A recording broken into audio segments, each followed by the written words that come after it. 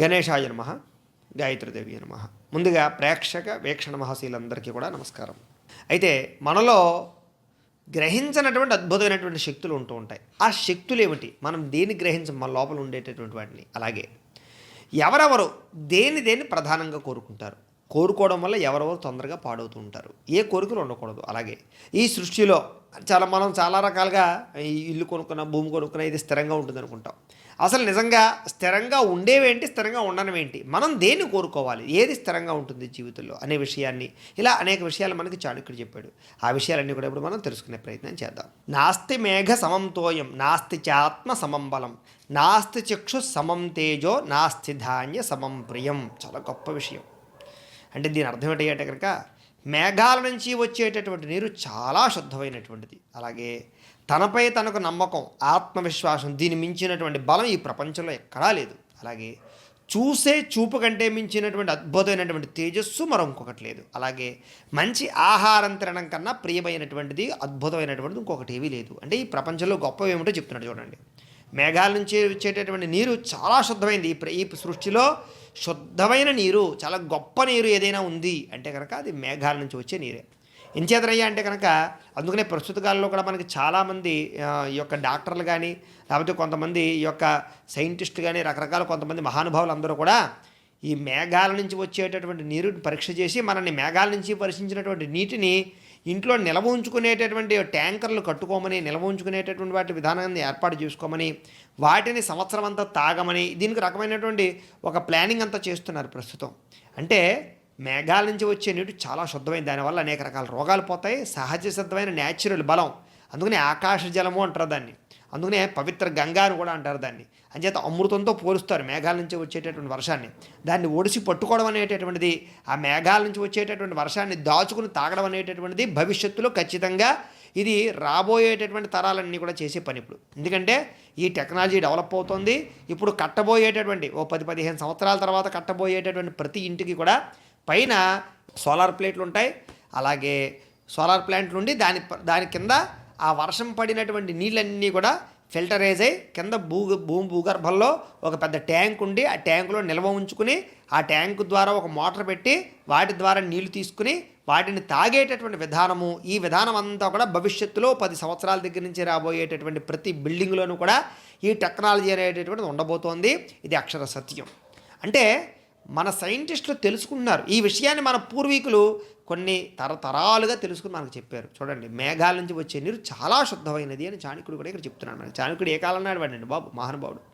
అంచేత ఎందుకనే ఇప్పుడు కూడా డాక్టర్లు మనకి అవి తాగడం వల్ల రోగాలు పోతాయి అని చెప్తున్నారు. కాబట్టి మేఘాలు చేసి అంత ఫిల్టరైజర్ మనం సృష్టించుకున్నటువంటి ఫిల్టర్లు ఉన్నాయి. ఆర్ఓ ఫిల్టర్లు కానీ, లేకపోతే కంగన్ వాటర్లు కానీ ఎన్నో వచ్చేసాయి మనకి. కానీ ఇవేవీ చేయలేని పని మేఘాలు చేస్తున్నాయి. చూడండి, మేఘాలు ఎక్కడో సముద్రంలో ఉండేటటువంటి ఉప్పు నీటిని కూడా తీసుకుని ఆ మేఘాలు ఫిల్టరైజేషన్ చేసి మనకి మళ్ళీ తీయని నీరుగా అందిస్తున్నాయి. అంటే ఉప్పు అంతా ఏమైపోయింది అక్కడ.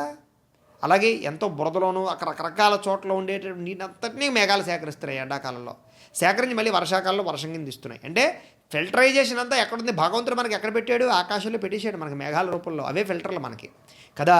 అంచేత ఎంత గొప్ప విషయాన్ని చెప్పాడు చూడండి. అంచేత మేఘాల నుంచి వచ్చి నీరుని మించినటువంటి శుద్ధమైన నీరు ఈ సృష్టిలో లేదుట.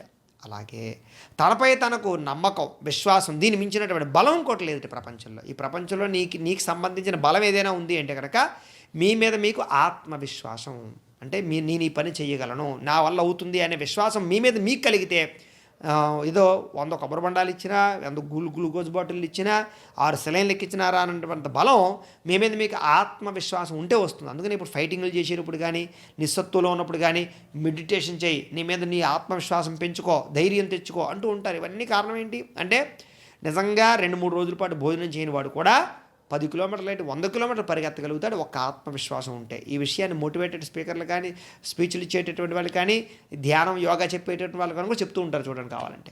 అంటే ఆత్మవిశ్వాసం అంత బలాన్ని ఇస్తుంది అని. దాన్ని మించిన బలమే లేదు ఈ ప్రపంచంలో. అలాగే చూసే కంటు చూపుకు మించినటువంటి తేజస్సు ఇంకొకటి లేదు ఈ ప్రపంచంలో. ఎంత మెగాపిక్సెల్ కెమెరాలు వచ్చినా కూడా మన సహజ సిద్ధంగా మన కళ్ళు చూస్తే వచ్చేటటువంటి ఈ తేజస్సు ఏదైతే ఉందో దాన్ని మించినటువంటి తేజస్సు మరొకటి లేదు. అంత బాగా గ్రహించగలిగితే మన కళ్ళు, అంత కళ్ళు భగవంతుడు మనకి ఇచ్చాడు చూడండి.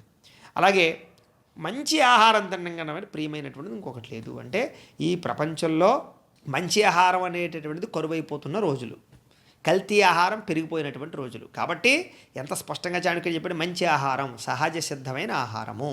అలాగే జంక్ ఫుడ్లు కానీ, ఫ్యాటీ ఫుడ్లు కానీ, విపరీతమైన ఆయిల్ ఫుడ్లు కానీ, విపరీతమైనటువంటి అంటే ఇలాంటి ఫుడ్స్ అన్నీ తినడం వల్ల చాలా ప్రమాదకరం.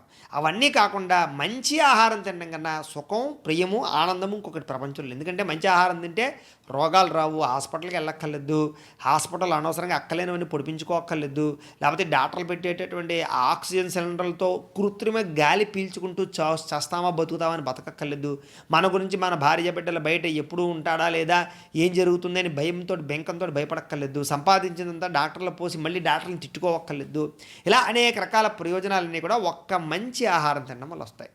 చేత మంచి ఆహారం మనల్ని సుఖంగా ఉంచుతుంది, మన భార్యాబిడ్డలకు ఆనందాన్ని ఇస్తుంది, మన డబ్బు వృధాగా పోకుండా చేస్తుంది. ఆఖరికి అంతిమ కాలంలో నరకం అనుభవించకుండా సున్నప్రాయంగా తృణప్రాయంగా, అంటే ఎప్పుడు కూడా ఏం కోరుకోవాలంటే కనుక అనాయాస మరణం, వినాదైన్యన జీవనం, ఈ రెండు కోరుకోవాలట.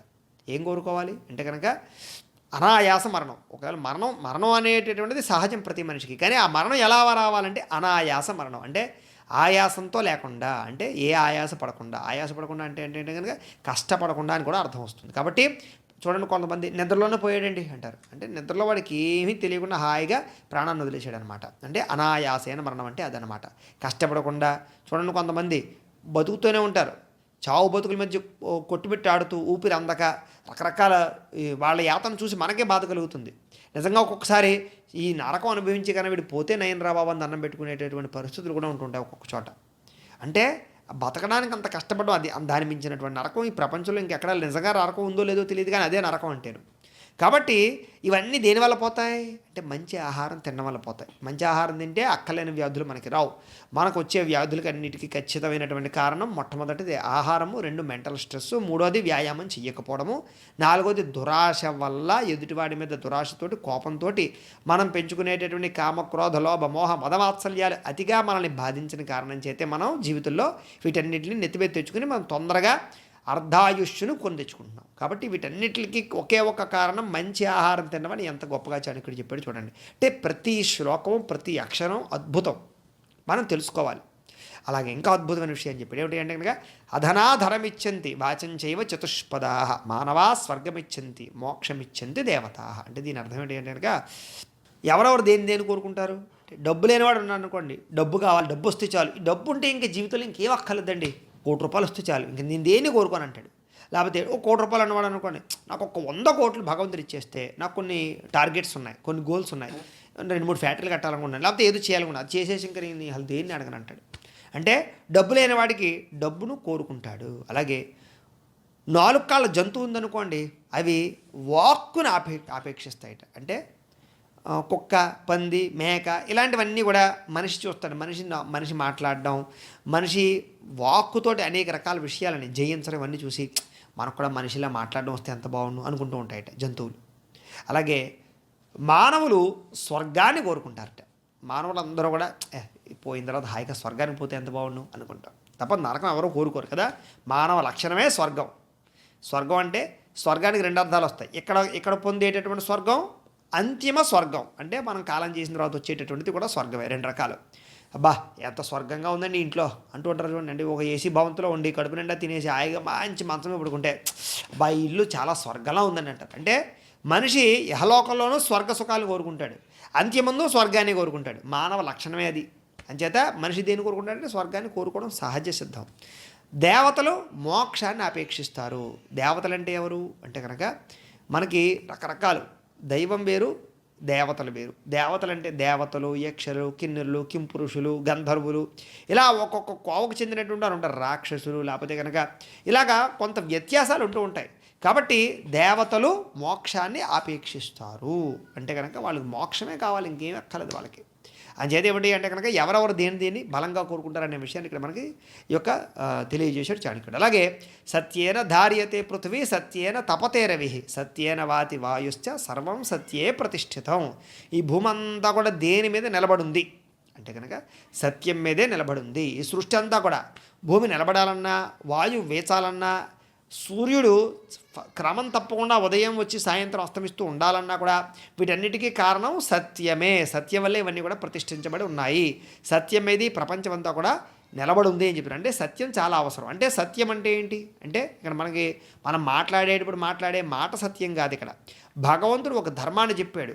అంటే ఏదైతే గాలికుండే ధర్మం ఉందో, వాయువుకుండే ధర్మం ఉందో, లేకపోతే అగ్నికుండే ధర్మం ఉందో, ఈ ధర్మాలే సత్యాలు అవుతుంటాయి. ఆ సత్యాలు ఇప్పుడు తప్పవు. అవి అంటే వాయువు ఉండేటటువంటి లక్షణాలు అది కోల్పోదు. అలాగే సూర్యుడు ఉన్నాడు అనుకోండి, ఆయన చేయవలసినటువంటి కర్మను ఆయన తప్పుపోడు. ఇవన్నీ కూడా సత్యాల మీద బతుకుతుంటారు, సత్యం మీద నిలబడతారు వాళ్ళు. కాబట్టి సత్యమే సృష్టిని నిలబెడుతోంది, అదే ప్రాణం అని చెప్తున్నాడు. అలాగే మనం కూడా సత్యం మీద నిలబడాలని కూడా చెప్తున్నాడు ఇక్కడ చాణక్యుడు. అలాగే చలాలక్ష్మిశ్చలాః ప్రాణాశ్చలంజీవిత యవ్వనం చలాచలేచ సంసారే ధర్మ ఏకోహి నిశ్చలః. చూడండి ఎంత గొప్ప విషయమో. ఈ గతిశీలమైనటువంటి జగత్తులో ఏది కూడా స్థిరంగా ఉండదయ్యా. డబ్బు, జీవితం, యవ్వనం ఇవన్నీ కూడా నిశ్చలంగా ఉండేది ఇది కాదు. అసలు ఈ జగత్తే దీనికే స్థిరం లేదు. ఇది కూడా గాలిలో వేలాడుతున్న బంతయ్యా. ఇది ఎప్పుడు లైవ్ అయిపోతుందో తెలియదయ్యా. ఎప్పుడు ప్రళయం వస్తుందో, ఎప్పుడు సృష్టి అంత్యమైపోతుందో తెలియదయ్యా. అందుచేత ఈ జగత్తులో ఏది కూడా శాశ్వతం కాదు, స్థిరం కాదు అనే విషయాన్ని, అటువంటి జ్ఞానాన్ని తెలుసుకో అని ఇక్కడ చాణక్యుడు చెప్తున్నాడు. దాన్ని బట్టి ప్రవర్తించు, దాన్ని బట్టి వ్యవహరించు. ఇక్కడ వచ్చినన్నాళ్ళు ఉన్నన్నాళ్ళు ఇదంతా శాశ్వతం అనుకోకు. దీంతో కొన్ని తప్పులు మోసాలు చేసి ఎదుటి వాడిని బాధ పెట్టకు. ఇక్కడ ఆనందంగా సంతోషంగా ఉన్నదాంతో సంతృప్తిగా బతుకు. నీ వల్ల ఎవడు హాని కలగకుండా నీ వల్ల 10 మంది ఆనందంగా ఉండేలా బతుకు అనేటటువంటి విషయాన్ని ఇక్కడ చాణక్యుడు మనకి అర్థమయ్యేలా చెప్తున్నాడు. చూడండి, ఇంకా ఇలాంటి అద్భుతమైనటువంటి విషయాలు చాణక్యుడు చెప్పాడు. అవి మనం తదుపరి వీడియోలో తెలుసుకునే ప్రయత్నం చేద్దాం. గోబ్రాహ్మణేభ్యః శుభమస్తు నిత్యం. లోకా సమస్తాః సుఖినో భవంతు. స్వస్తి.